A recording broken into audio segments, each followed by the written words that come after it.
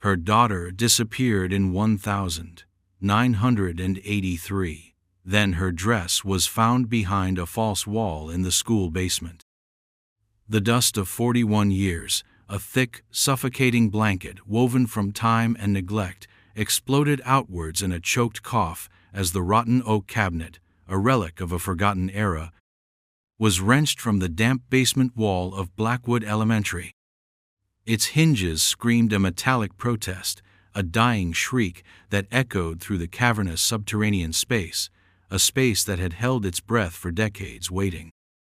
Behind its dislodged, mold-stained bulk, where solid brick and mortar should have met their pry bars, a hollow darkness yawned, an unexpected void, cool and unsettling, breathing a faint, musty odor of something impossibly old, something organic. It was not the smell of mere decay, of damp wood and crumbling plaster, but something else, something imbued with a sorrow so profound it seemed to have seeped into the very pores of the stone. A single wire hanger, rusted to a fragile filigree, thin as a starved bone, emerged first, snagged precariously on a jagged splinter of the rough-hewn timber that framed this secret cavity, this unplanned, unrecorded chamber, and from it, suspended in the stale, unbreathing air, undisturbed by any breeze for what must have been an eternity, hung a child's dress.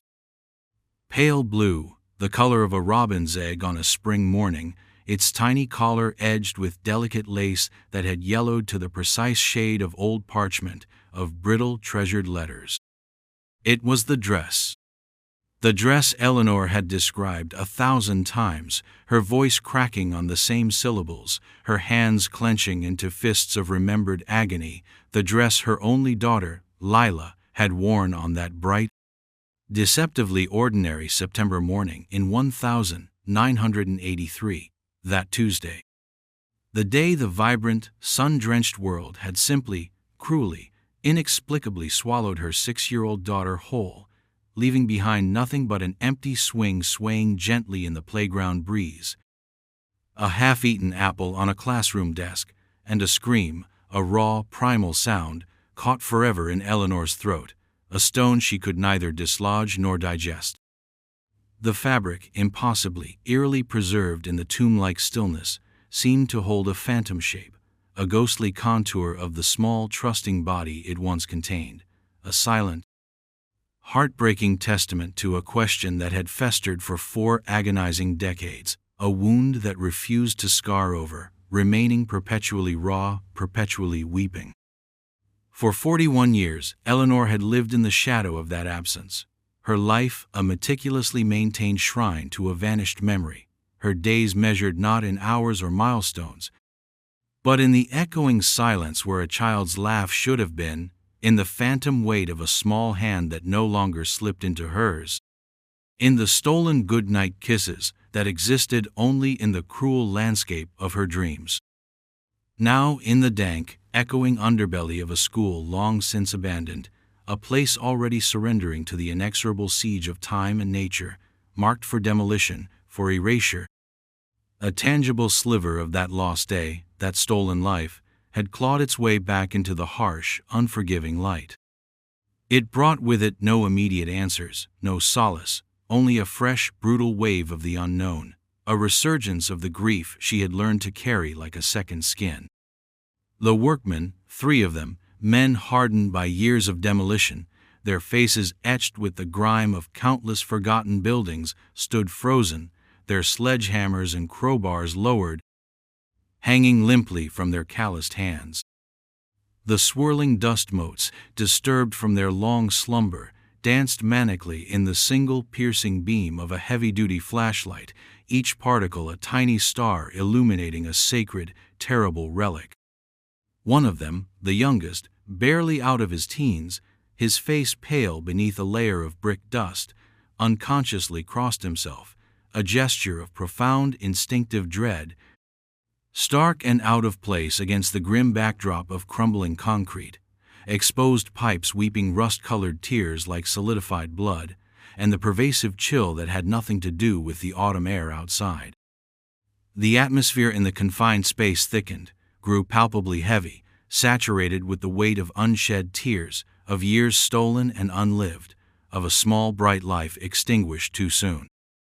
The pale blue dress, a fragile splash of color in the monochrome gloom, swayed gently, almost imperceptibly, a ghostly pendulum marking time that had, for one little girl named Lila, stopped entirely on that sunlit September morning. This was not merely a discovery, it was an exhumation, a violent pulling back of the earth over a grave that had never been marked, never been found, a story screaming to be told, a whisper from the depths of the past grown suddenly, undeniably deafening. The silence that descended after the initial choked gasps of shock was profound, absolute, broken only by the distant, mournful groan of the old building settling around them, as if sighing under the unbearable burden of its long-held, terrible secret. The dress, a fragile beacon in the oppressive darkness, held them all captive, its silent accusation more powerful than any shout. A symbol of innocence betrayed and a mystery resurrected from the very foundations of forgetting. The tiny, meticulous stitches of its seams, sewn perhaps by a loving hand, seemed to pull at something deep within the collective, scarred memory of the small town, a forgotten sorrow, a name once whispered in fear and anguish, then hushed into the annals of unsolved tragedies. Lila. Her name, for so long a ghost on the wind, a fading photograph on a dusty mantelpiece, now given terrible, tangible form in this pale blue shroud. This was the horrifying overture, the first chilling whisper from the stones, the first undeniable sign that the quietest, most forgotten places sometimes held the loudest, most desperate screams. Screams that could echo across generations.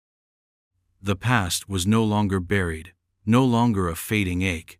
It was hanging before them, its presence undeniable, demanding to be seen, to be understood, to be avenged.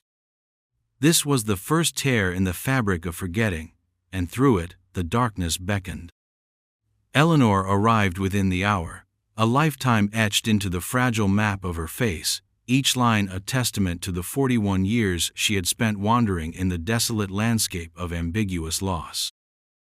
The call had been brief, cautious, a detective's voice, young enough to be her grandson, stumbling over words, trying to cushion a blow he couldn't possibly comprehend. Something found. At the old Blackwood school, something personal. She hadn't needed more. Blackwood. The name itself was a raw nerve, a place she had avoided for decades, its red brick facade a monument to the day her world had fractured. She had driven herself, her knuckles white on the steering wheel, the familiar tremor starting in her hands, the one that always came when the fragile dam of her composure threatened to break. She was 72 now, her once dark hair a soft silver cloud, her steps measured but unwavering. Hope, that cruel, persistent bird, had long ago been starved into a near-silent flutter in her chest, too weak to truly take flight, yet too stubborn to die. Over the years, it had been replaced by a grim, relentless determination, a quiet vow whispered into countless lonely nights, to find Lila, or what remained of her, to bring her home. Whatever home now meant, the sight of the police tape, a lurid yellow gash against the faded grandeur of the school's entrance, sent a jolt through her that was painfully familiar. She had seen so much yellow tape in her life, cordoning off search areas, potential sites, fleeting, desperate leads that always dissolved into nothingness. But this felt different. The air hummed with a different kind of tension, not the frantic energy of a new search, but the somber stillness of an old secret unearthed. A young officer, his face etched with a mixture of pity and awe, met her at the makeshift barrier. He knew who she was. Everyone in town knew Eleanor, the mother who never stopped searching, a living legend of maternal grief and resilience. He led her not through the main doors, boarded up and graffitied, but around the side, to a set of steep concrete steps descending into the earth, into the building's shadowed undercroft. The smell hit her first, even before she saw it, that same musty, earthy scent, now overlaid with something sharper, the smell of disturbed dust, of cold stone, and something else. Something indefinably tragic. They didn't speak as they navigated the cluttered, low-ceilinged corridors of the basement, their footsteps echoing unnaturally loud in the oppressive silence. Then they were there, a small alcove, lit by harsh portable floodlights, the workmen standing back, their faces grim, their earlier shock replaced by a heavy, respectful quiet. And, in the center, suspended in the stark light, hung the dress. Eleanor stopped. The world stopped. The air rushed from her lungs in a silent gasp, her hand flying to her mouth, too late to stifle the small, wounded sound that escaped. It was Lila's. The little blue dress with the white lace collar she'd sewn herself, adding an extra row of tiny pearl buttons because Lila loved things that shimmered. She remembered the feel of the cotton, the way Lila had twirled in it, her bright laughter echoing in the sun-drenched kitchen that morning. September 12th, 1983, a Tuesday. Lila had been so excited. A school trip to the local apple orchard, her lunchbox packed with a peanut butter sandwich, no crusts, and a red apple, shiny and perfect. She had kissed Lila goodbye at the school gates, a fleeting, ordinary moment, the kind you never thought would be your last, the kind that haunted you for the rest of your days. Eleanor moved forward, as if drawn by an invisible thread, her gaze fixed on the dress. It was more than fabric. It was a vessel of memory, a tangible piece of her lost child. The color, faded but still undeniably Lila's blue, the lace, a little frayed at the edges, just as she remembered it being after a summer of enthusiastic wear. The small, almost imperceptible stain near the hem, where Lila had spilled grape juice at her birthday party a month before she vanished. Details no one else would know, details seared into her soul. 41 years. 41 years of imagining every horror, every possibility, of waking from nightmares of Lila cold, alone, frightened, and now this, a dress. Not an answer, but a scream from the past, a terrifying, heartbreaking clue. The detective, a man named Harris, his voice gentle, finally spoke. "We found something else, Mrs. Harry R. Caldwell." With the dress, he gestured towards a small, evidence-bagged object on a makeshift table fashioned from an overturned crate, a journal. A child's school notebook, its cover faded and water-stained, yet achingly familiar. Eleanor's gaze, blurred by a sudden, stinging film of tears she refused to let fall, shifted from the ethereal blue of the dress to the plastic-encased notebook. It was a standard-issue composition book, the kind with the mottled black and white cover, the kind they gave out at the start of every school year at Blackwood. Lila had loved hers, filling them with lopsided drawings, painstakingly practiced letters, and stories about talking animals and magical adventures. Could this be hers? After all this time? Detective Harris, sensing her unspoken question, his expression carefully neutral, yet imbued with a deep human sympathy that Eleanor found herself unexpectedly grateful for, nodded slowly. "We believe it belonged to your daughter, Mrs. Caldwell.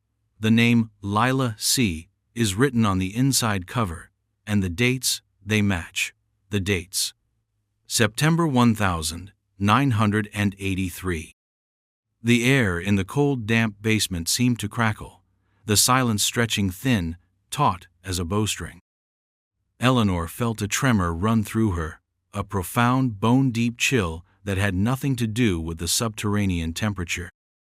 It was the chill of proximity, the sudden sickening realization that she was standing at the precipice of something she had both craved and dreaded for over half her life, a tangible link to Lila's last days. Perhaps her last hours. The dress was a ghost, a beautiful, heartbreaking echo. But a journal held thoughts, fears, secrets, a voice. She reached out a trembling hand, then hesitated, her fingers hovering over the sterile plastic. To touch it felt like sacrilege, like disturbing a sacred tomb. Yet, not to touch it, not to know what lay within its fragile pages, was an agony beyond imagining. Harris, understanding, stepped forward. "We've made preliminary scans. We can go through them with you, or, if you'd prefer to see the original when it's been properly processed." Eleanor shook her head, a small, decisive movement. "Now. I need to see it now."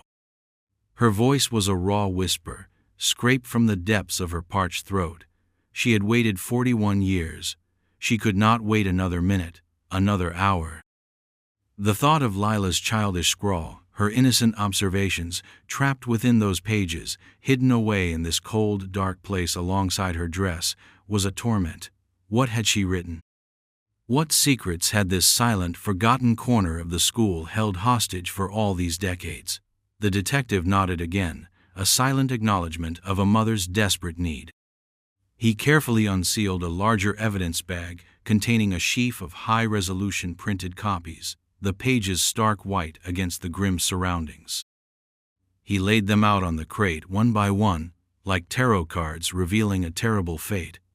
The first few pages were what she might have expected, what any mother might find in her 6-year-old's notebook. Crookedly drawn stick figures with sunny smiles, a lopsided house with smoke curling from its chimney, a cat with improbably long whiskers. Lila's careful, rounded printing. My family. My cat Fluffy. A list of her favorite colors: pink, yellow, blue like the sky. Each innocent mark, each misspelled word, was a fresh stab to Eleanor's heart. These were the remnants of a life brimming with ordinary joy, a life brutally interrupted. Then, the drawings began to change. Subtly at first, then with a growing, undeniable sense of unease. The sunny smiles on the stick figures wavered, turned down at the corners. The vibrant colors became more muted, darker shades creeping in at the edges of the pages. A drawing of the school playground showed the swings empty, a lone, small figure standing off to the side, its face obscured by shadow. A caption beneath it, in Lila's developing script: "Playtime is quiet now, quiet." The words seemed to echo in the tomb-like silence of the basement. Eleanor felt her breath catch.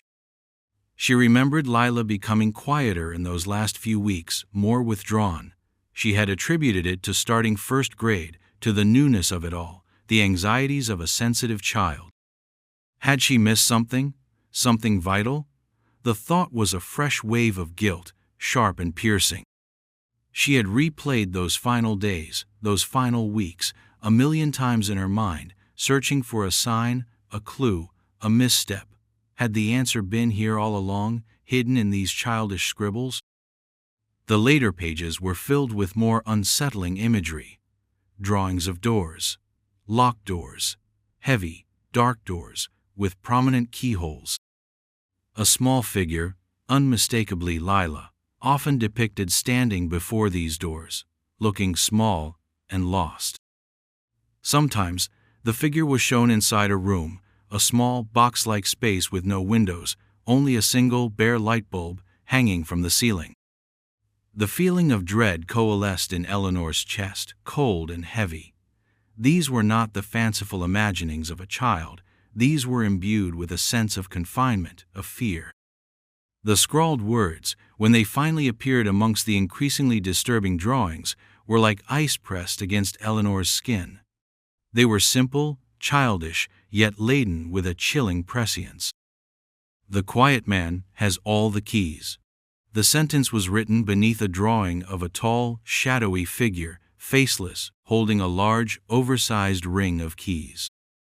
The figure loomed over a smaller stick person, clearly Lila, who looked up with an expression that Eleanor's heart interpreted as a mixture of apprehension and a child's misplaced trust. The quiet man. Eleanor's mind raced, sifting through the hazy memories of 1983, searching for a face, a name, to attach to this ominous description. Blackwood Elementary had been a small school, the staff mostly familiar faces from the community. There was Mr. Henderson, the portly, balding principal, always jovial, hardly quiet. Mrs. Davis, Lila's first-grade teacher, kind and patient, with a voice like warm honey. The janitor, what was his name? A stooped, older man, rarely seen, rarely heard. He would have had keys, all the keys. Eleanor's blood ran cold. Had he been the one? A fleeting peripheral figure in her memory, now thrust into sharp, terrifying focus. She voiced the thought, her words trembling. The janitor, Mr. Grumbles. The children called him that, didn't they? Because he never smiled. Arthur Jenkins, that was his name. Detective Harris made a note, his expression unreadable. We'll look into him, Mrs. Caldwell. Anyone who had access. The journal continued, each page a descent into a subtle, growing terror that Lila, in her innocence, perhaps hadn't fully understood, but had meticulously, unconsciously documented. There were more drawings of the locked room. Sometimes, the small figure inside was crying, tiny blue teardrops dotting the page. Other times, she was shown drawing in a notebook, just like this one, a heartbreakingly meta-reference. He says be good and quiet, one entry read. The quiet man brings me a cookie sometimes. It tastes like dust. A cookie that tastes like dust. The phrase, so childlike in its imagery, sent a shiver down Eleanor's spine. It spoke of neglect, of stale offerings, of a place unvisited by warmth or care. The drawings became more repetitive, almost obsessive. The same locked door, the same shadowy figure, the same small trapped child. The dates in the corner of the pages marched relentlessly towards that final, terrible Tuesday, September 8th. September 9th. Then a page dated September 11th, the day before she disappeared. The drawing on this page was different. It was darker. The crayon pressed hard. The lines frantic, almost violent. It depicted the small box-like room again, but this time the single light bulb was out. The room plunged into blackness. A tiny, wavering white outline of Lila's figure was huddled in a corner. And beneath it, a single, chilling sentence. The quiet man is not quiet anymore. He is angry. Eleanor swayed, a wave of nausea washing over her. She reached out, gripping the edge of the crate for support. The detective's hand was suddenly on her arm, steadying her. Easy, Mrs. Caldwell. Maybe we should take a break. Eleanor shook her head, fiercely. No, I have to see it all. I have to know. This was Lila's voice, reaching out to her across 4 decades of silence. She couldn't turn away now, no matter how painful. The final entry was dated September 12th, 1983, the morning she vanished. The page was almost entirely black, scribbled over with a dark crayon, so thick the paper beneath was nearly torn. But in a small, clear space at the bottom, almost hidden by the darkness, were 2 words, written with a clarity that belied the chaos surrounding them. He's coming. That was it. The journal ended there. The remaining pages were blank, pristine, untouched. A testament to a story cut short, a life interrupted mid-sentence. Eleanor stared at the words, he's coming, the black ink seeming to pulse on the white page. Coming for what? To take her where? The ambiguity was a fresh torment.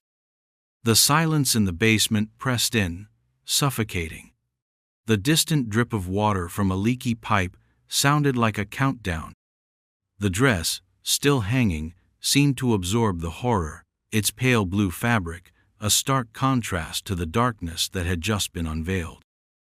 41 years, she had imagined her daughter lost, perhaps wandering, perhaps taken by a stranger in a fleeting, opportunistic crime. But this journal painted a picture far more sinister, more calculated. It suggested a prolonged period of grooming, of confinement, of fear, happening right under their noses, within the supposed safety of her school. The quiet man with keys, the locked room. The anger. It was a narrative of methodical cruelty, documented by the victim herself. The school, once a place of innocent learning, now felt like a monstrous entity, its very walls complicit in hiding this terrible secret. The name Arthur Jenkins, Mr. Grumbles, hung heavy in the air of the incident room that had been hastily set up at the local police station. His employment records from Blackwood Elementary were pulled, dusty and brittle, from the town archives. He had been the school's custodian from 1975 until his retirement in late 1988, 5 years after Lila Caldwell vanished. He had passed away in 1995, taking whatever secrets he held to his grave. A quiet man, indeed. Neighbors interviewed at the time of Lila's disappearance, their statements now re-examined with a chilling new context, described Jenkins as a recluse, solitary, rarely engaging with anyone beyond curt nods. He lived alone in a small, run-down house on the edge of town, a house that had long since been demolished to make way for a strip mall. No family could be traced. He was a ghost in the town's memory, just as Lila had become. But the journal provided a horrifying potential substance to that ghost. Detective Harris, his young face set in grim lines, addressed Eleanor, who sat numbly in a chair, a cup of untouched tea cooling beside her. His photo from the school records, it's not clear, but he was tall, lean. He would have had access to every part of the school. He would have had all the keys. Eleanor closed her eyes.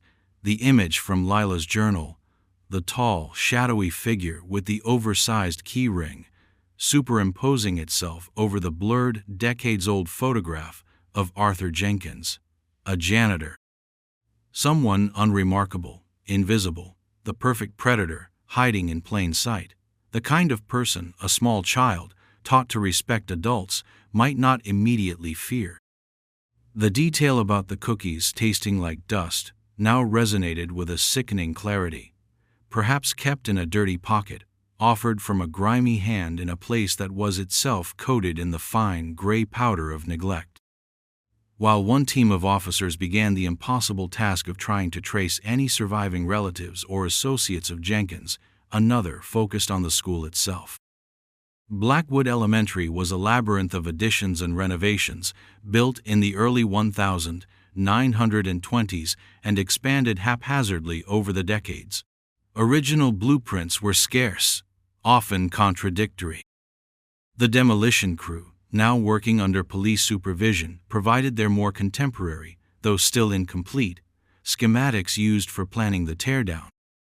The discovery of the false wall in the basement, the hidden alcove where the dress and journal were found, had already proven that the existing plans were not entirely accurate. That space, no bigger than a large closet, was not marked on any blueprint they could find. It was simply missing. Eleanor, her mind a maelstrom of grief and a new cold fury, found herself drawn back to Lila's drawings of the locked room, the small box-like space, the single bare light bulb. Was it the alcove, or was there another, more sinister hidden chamber? She remembered Lila's words, "The quiet man has all the keys. He could lock and unlock any door. He could create spaces within spaces."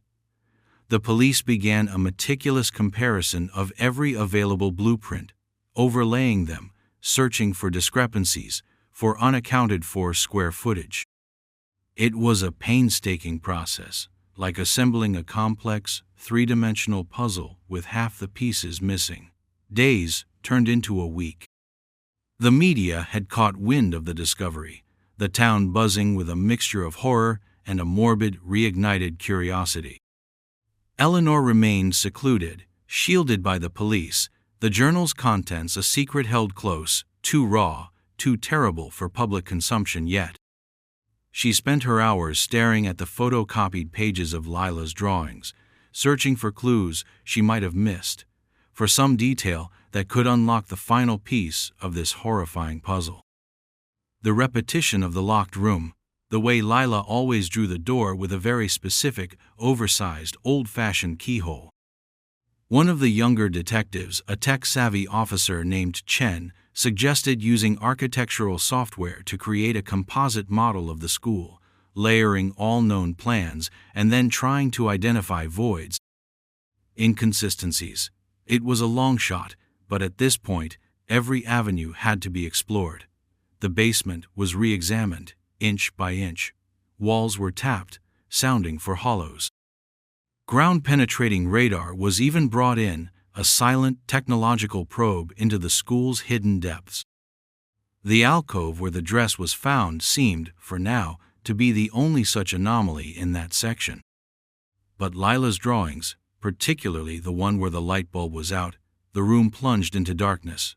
The one where she wrote, "He is angry," felt different. The dimensions in that drawing seemed subtly larger, the confinement more absolute. Was it a different room, or a child's distorted perception of the same small space, magnified by fear? The phrase, "the quiet man is not quiet anymore. He is angry," echoed in Eleanor's mind. It suggested a shift, an escalation.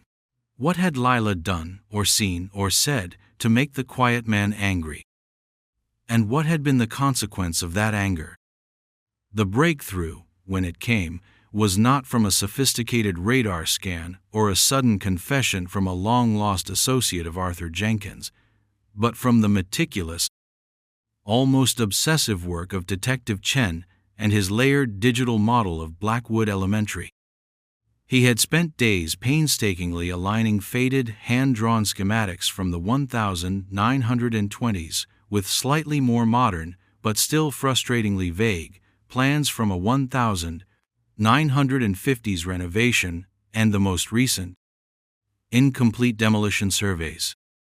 The school, he explained to Eleanor and Harris, his voice tight with controlled excitement, was like an old tree, its core original but its outer layers a chaotic tangle of growth rings, each obscuring parts of what lay beneath. He pointed to a section of the digital model on his monitor, a part of the oldest wing of the school, directly beneath the first-grade classrooms. On the 1920s plans, a small utility room was clearly marked, adjacent to the main boiler room. It was labeled simply storage. However, on all subsequent plans, from the 1950s onwards, this room had vanished. Not repurposed, not absorbed into a larger space, but simply erased, the area it occupied seemingly incorporated into a thicker, solid wall of the expanded boiler room. "It's as if it was walled off, completely sealed," Chen said, zooming in on the digital rendering. The 1950s renovation significantly upgraded the heating system. They built a new interior wall around the old boiler, likely for fire safety or asbestos containment. But according to these original plans, there should be a void behind that newer wall, roughly 10 feet by 12 feet, a room that, officially, no longer exists. A room that no longer exists. Lila's drawings of the box-like space, the single light bulb, the heavy, locked door, flashed in Eleanor's mind. Could this be it?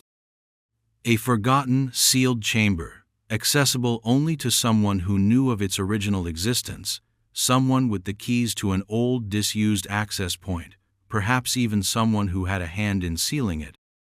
Ensuring its invisibility? Arthur Jenkins had started working at the school in 1975, well after the 1950s renovation. But janitors, especially long-serving ones, often became keepers of a building's institutional memory, aware of its quirks, its hidden spaces, its forgotten passages. Or perhaps, Eleanor thought with a fresh stab of cold dread, the room had been sealed around something, or someone, much later, by Jenkins himself, using the renovation as a convenient, pre-existing structural anomaly to hide his crime. The demolition of Blackwood Elementary was immediately halted in that section. The focus shifted from the basement alcove, which now felt like a secondary site, perhaps a place where Lila was initially held, or where Jenkins had callously stored her belongings, to this potential phantom room beneath the first-grade wing. The irony was not lost on Eleanor, her daughter, trapped directly beneath the classrooms where she should have been learning, laughing, living. The new search area was cordoned off. The boiler room, a vast, shadowy cavern filled with the hulking iron corpses of outdated machinery, became the epicenter of a grim new excavation. The wall in question was thick, reinforced concrete, part of the 1950s upgrade. There was no obvious door, no visible seam. It presented as a solid, impenetrable barrier. If Chen's theory was correct, the original access to the storage room would have been from a different angle, now likely obstructed or sealed by decades of subsequent work. The demolition crew, their heavy machinery silent, were now tasked with a far more delicate operation: to breach this wall, carefully, methodically. In the precise location Chen's digital model indicated the hidden room should lie. Eleanor insisted on being present. She couldn't stay away. She sat on an overturned bucket in the cold, dusty air of the boiler room, wrapped in a borrowed blanket, watching as the workers, under the guidance of forensic engineers, began to drill pilot holes. Each whine of the drill was a fresh assault on her frayed nerves. The hours crawled by. The concrete was stubbornly resistant.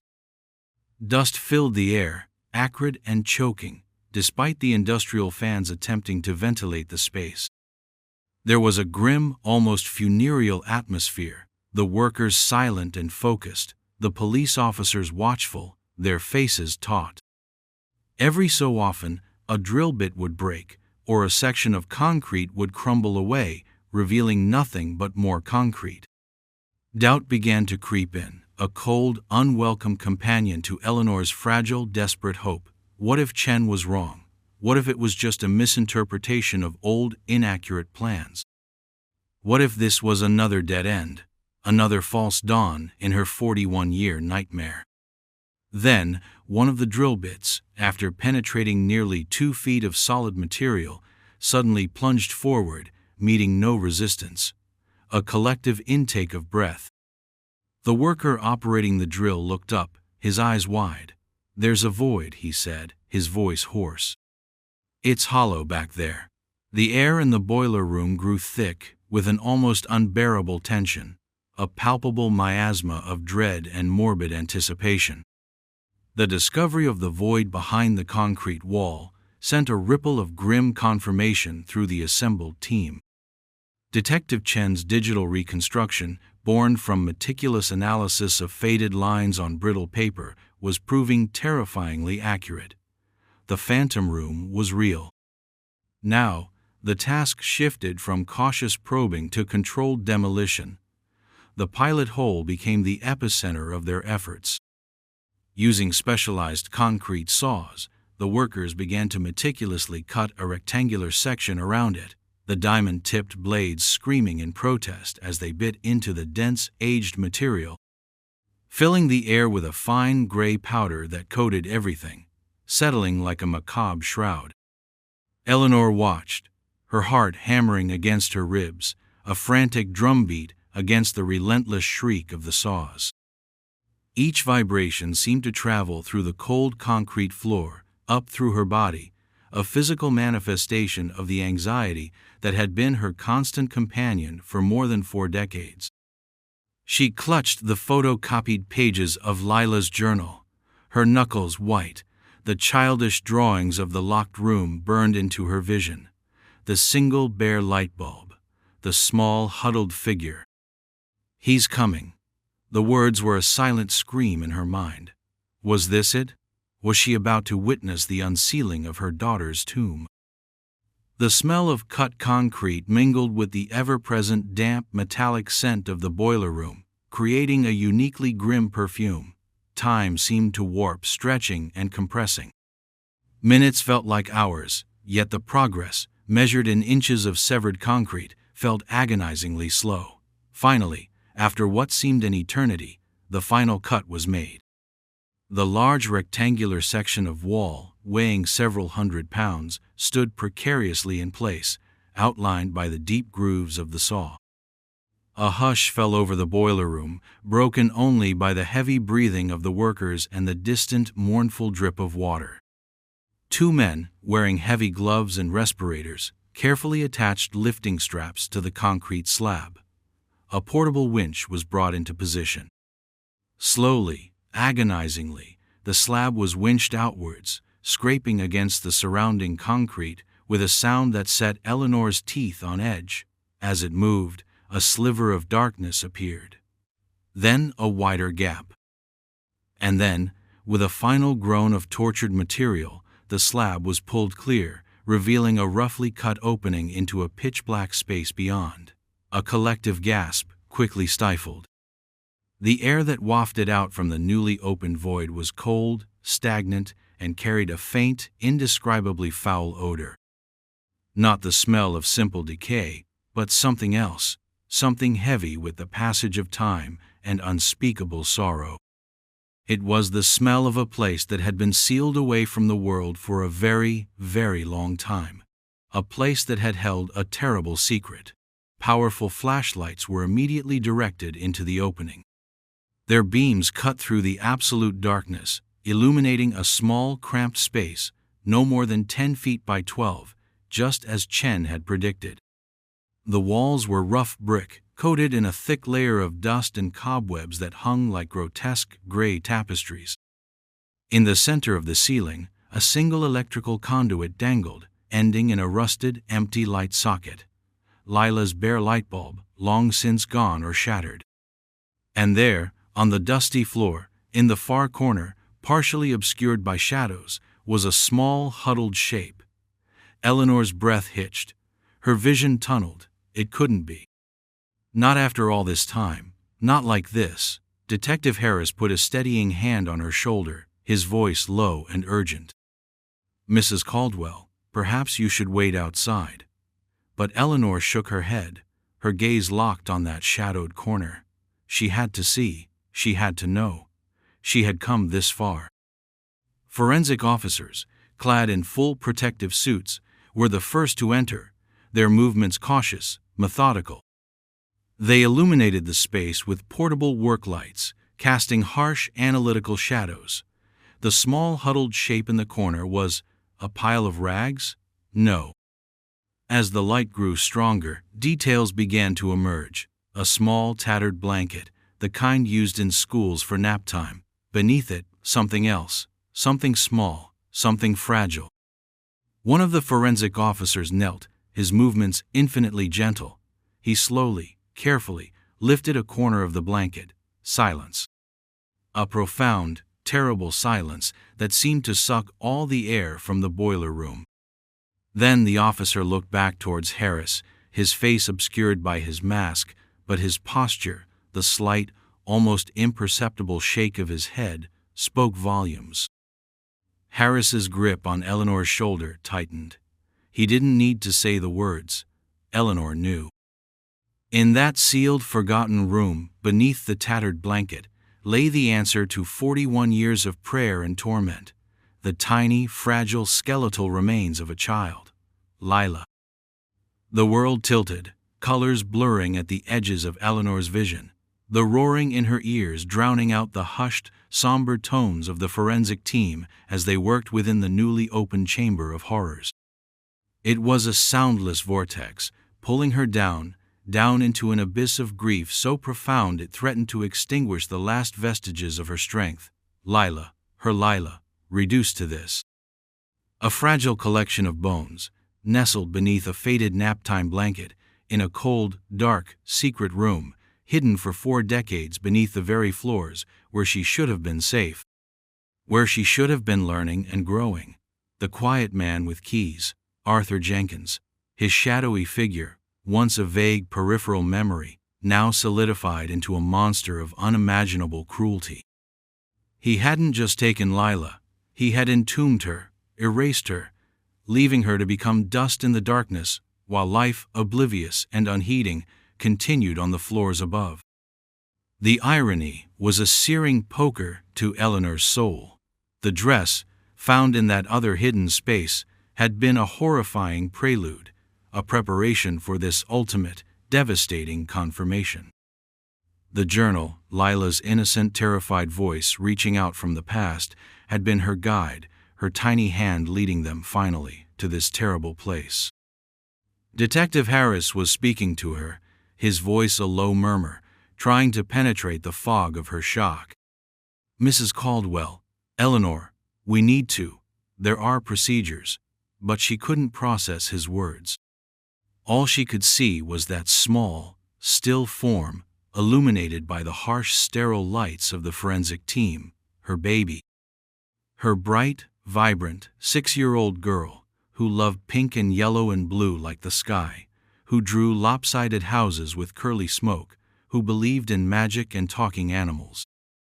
What had her last moments been like, trapped in that suffocating blackness, the light bulb gone, her childish pleas unheard? Had she cried for her mommy? Had she known in her innocent heart that she would never see the sun again? The thought was an unbearable physical pain, a vice clamping around Eleanor's chest, stealing her breath. "He's coming." Lila's last terrified words from the journal. He had come, and he had silenced her forever. The anger Lila had sensed in him, the quiet man is not quiet anymore, he is angry, had manifested in this final, brutal act of concealment, of erasure. Why? The question screamed in Eleanor's mind, a raw, ragged sound. Why, Lila? Why this protracted torment, this calculated cruelty? Arthur Jenkins was dead, his motives buried with him. There would be no answers from him, no confrontation, no justice in a courtroom, only this cold, hard, undeniable truth unearthed from the bowels of a decaying school. The forensic team worked with a quiet, respectful efficiency, their movements precise, their faces grim. Each small item they recovered from the sealed room was treated like a sacred relic. A single, child-sized shoe, its buckle rusted. A few scattered crayons, their colors still surprisingly vivid against the gray dust. A small tarnished silver locket, one Eleanor had given Lila for her 5th birthday, with a tiny, faded picture of Eleanor herself still inside. This last discovery, when it was gently shown to her, encased in an evidence bag, finally broke through Eleanor's shock. A sob tore from her, a ragged, animalistic sound that had been trapped inside her for 41 years. It was the sound of a mother's heart shattering into a million irreparable pieces. She sank to her knees on the cold, dusty floor of the boiler room, the borrowed blanket slipping from her shoulders, oblivious to the concern of those around her. The tears came then, a torrent, washing away decades of forced composure, of grim determination, of carefully hoarded hope. They were tears of unimaginable grief, of profound loss, but also, perhaps, of a terrible, agonizing relief, the not knowing that insidious tormentor was finally over. The search had ended. Lila was found, not in the way she had ever dared to dream, not alive, not safe, but found. The forensic anthropologist who arrived later confirmed what they all already knew. The skeletal remains were consistent with those of a female child, approximately 6 years of age. The estimated time of death, based on the context of the discovery and the associated artifacts, aligned with Lila's disappearance in 1983. There were no obvious signs of trauma on the bones themselves, but the circumstances, the sealed room, the journal, painted a clear, horrifying picture of abduction, false imprisonment, and death by neglect or a more direct, untraceable act. Cause of death would likely be listed as undetermined due to the state of the remains, but the who, the where, and the when were now chillingly clear. Arthur Jenkins, Blackwood Elementary, September 1983. The news of the discovery in the sealed room beneath Blackwood Elementary ripped through the small town of Oakhaven like a shockwave, tearing open old wounds and stirring a grief that had, for many, softened into a dull ache over the decades. Lila Caldwell, the little girl who had vanished without a trace, the subject of countless prayer vigils and fading missing posters, had finally been found. The manner of her discovery, the horrifying details of her entombment within the very school she had attended, sent a collective shiver of horror and disbelief through the community. The school, once a symbol of youthful promise, now stood as a monument to a monstrous betrayal, its red bricks seeming to weep with the sorrow of its hidden secret. Arthur Jenkins, Mr. Grumbles, the quiet, solitary janitor, was suddenly a name on everyone's lips, resurrected from obscurity and cast as the villain in a real-life horror story. Old acquaintances, former colleagues, and students who vaguely remembered his stooped, silent presence now searched their memories for any sign, any clue they might have missed. Had there been a flicker of malice in his downcast eyes, a hint of darkness beneath his unobtrusive demeanor? Hindsight, colored by the gruesome revelation, painted him now as a sinister figure, a predator who had moved among them unseen, unheard, his quietness a cloak for his terrible secrets. The media descended upon Oakhaven, their satellite trucks lining the streets around the now infamous Blackwood Elementary. The story of the mother who never gave up, the lost child, the hidden room, and the journal that unlocked the truth was a narrative too compelling, too tragic to ignore. Eleanor, however, remained shielded, cocooned in a grief that was too raw, too personal, for public display. Detective Harris and his team handled the press, their statements carefully worded, protecting the sanctity of Eleanor's sorrow while acknowledging the public's need for information. The investigation into Arthur Jenkins' life, though he was long dead, continued with renewed urgency. His demolished house yielded no further clues, its foundations were buried beneath concrete and commerce. No living relatives could be found who admitted to knowing him well. He remained an enigma, his motives as sealed and obscure as the room where he had left Lila to die. Had he targeted her specifically? Or was she a child of opportunity, her trusting nature exploited by a man who held the keys to a hidden kingdom of darkness within the school?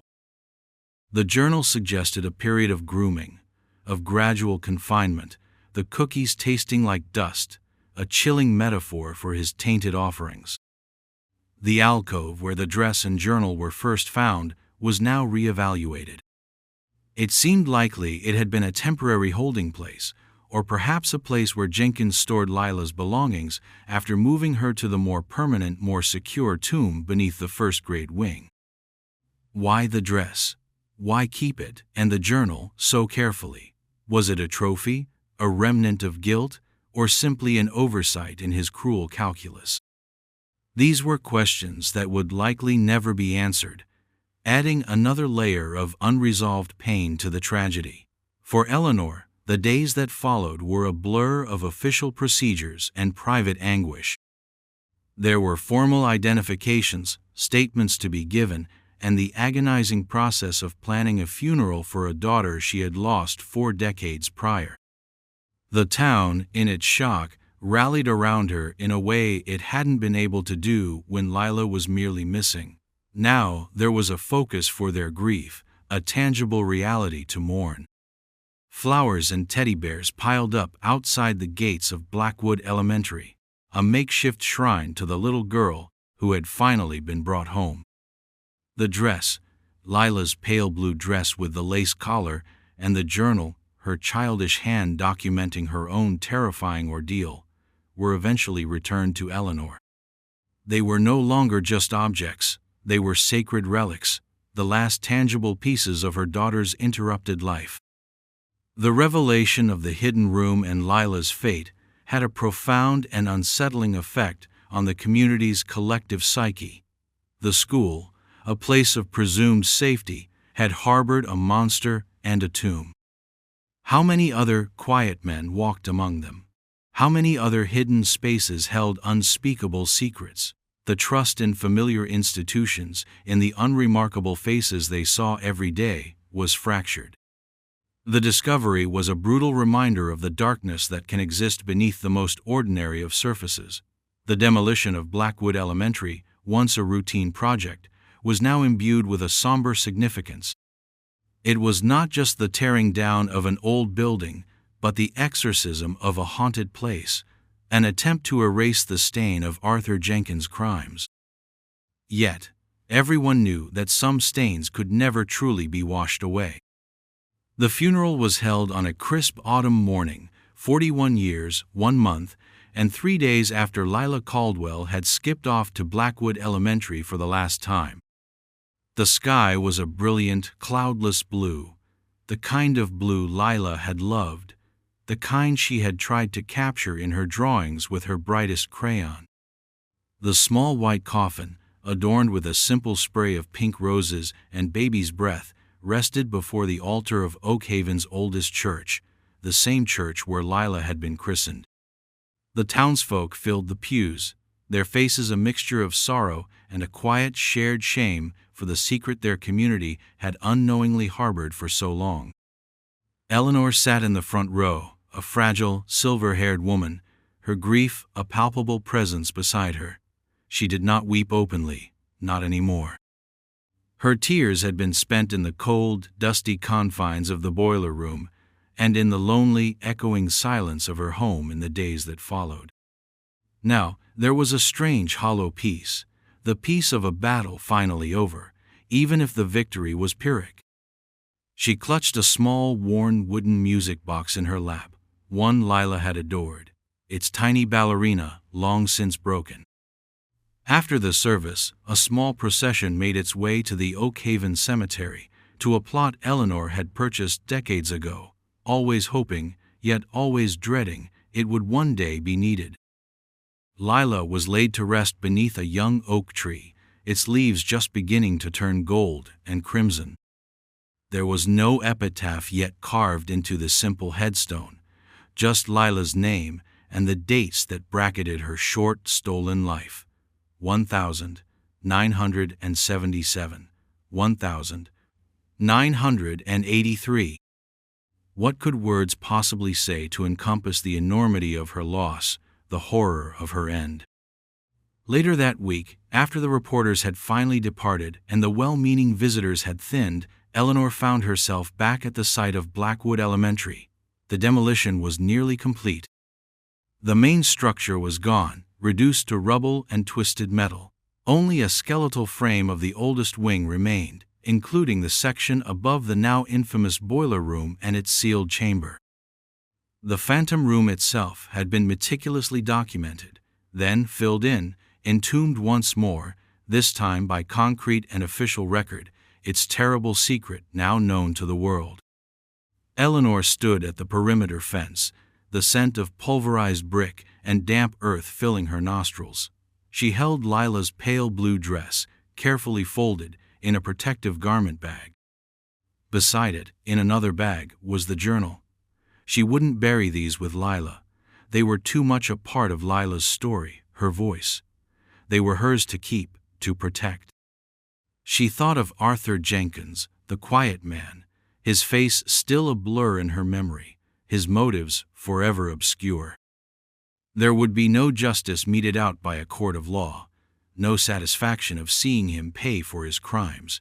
He had escaped into the anonymity of death years ago, but Lila was no longer his prisoner. She was free from that dark, silent room, and in a strange, painful way, so was Eleanor. The not knowing, that corrosive acid that had eaten away at her for 41 years, was gone. The truth, however brutal, however heartbreaking, was finally hers. She would never truly get over it. A part of her would forever remain in that cold, dark room with Lila. But now, perhaps, she could begin to live alongside the grief, rather than be consumed by it. She looked up at the vast expanse of the autumn sky, Lila's favorite blue. A faint smile touched her lips, the first genuine smile in what felt like an eternity. It was a smile of profound sadness, yet also of love, of resilience. She had found her daughter. She had brought her home. The search was over. She turned and walked away from the ruins of Blackwood Elementary, the dress and the journal held close to her heart, stepping forward into the uncertain future, carrying the memory of Lila not as an open wound, but as a precious, enduring light within the lingering darkness. The quiet whispers of the past would always be there, but now they were accompanied by the louder, clearer voice of a little girl who, through her drawings and her courage, had finally, after all these years, told her story, and Eleanor, her mother, had finally been able to listen. The pain would remain, a shadow companion, but the ghost of uncertainty had, at last, been laid to rest.